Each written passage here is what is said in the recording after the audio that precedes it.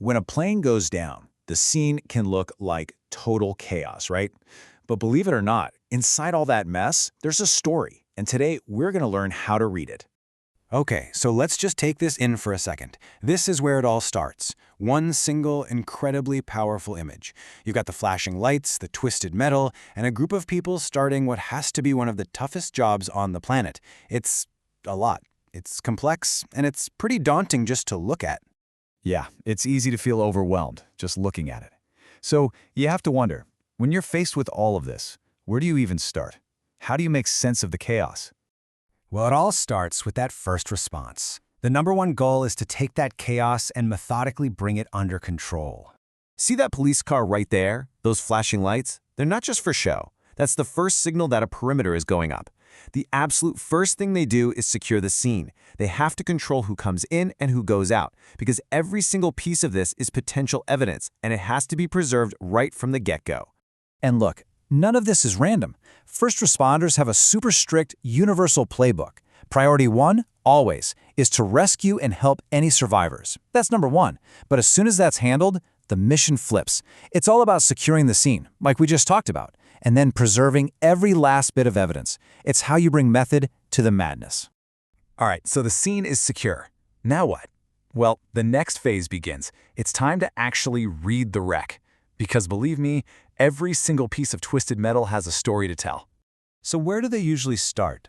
The point of impact. You look at the cockpit section here, how heavily damaged it is. The angle it hit the ground, the way the metal is just crushed. These are the very first absolutely crucial data points. They start to paint a picture of the plane's speed, its angle, its orientation in those very last moments. From there, their eyes move to the rest of the plane. You know, the main body, the wings. They're asking a ton of questions. Is the cabin still in one piece? Are the wings attached? Do we see any evidence of a fire? And if so, did it happen before or after impact? The state of these big pieces helps them rebuild the timeline. It helps them answer that huge question. Did something break apart in the air, or did all this damage happen when it hit the ground? Now, look at the ground around the plane. That's what's called the debris field. You can think of it like a map of the accident itself. Literally every fragment, no matter how tiny, gets a flag. It's photographed, and its position is plotted on a grid. Where a piece landed in relation to the main wreckage can tell investigators exactly when and where it came off the plane. I mean, it's like painstaking forensic archaeology, really. But you know, the story isn't just in the twisted metal.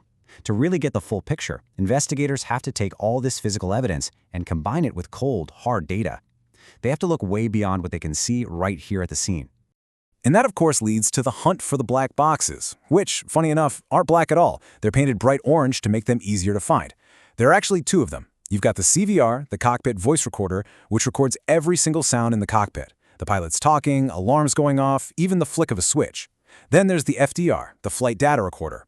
This thing tracks thousands of flight parameters. We're talking airspeed, altitude, engine performance, you name it. When you put them together, they become this completely objective, second-by-second witness to what happened.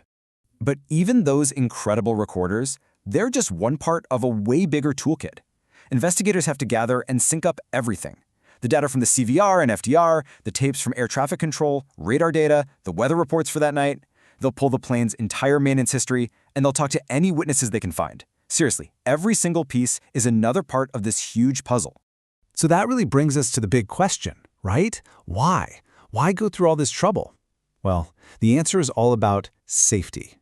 It's about why this incredibly painstaking process matters so much to every single one of us who flies.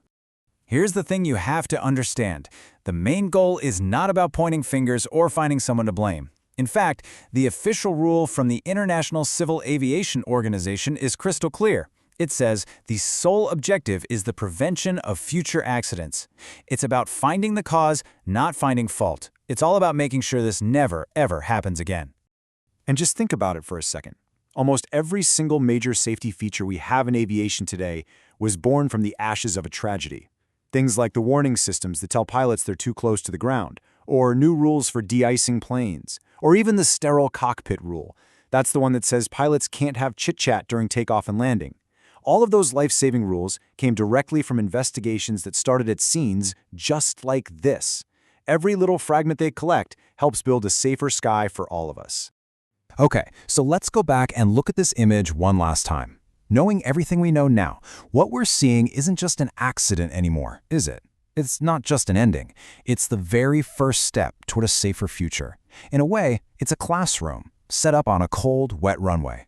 And that really leaves us with one last thing to think about. When you see a scene like this, the real question isn't just what happened.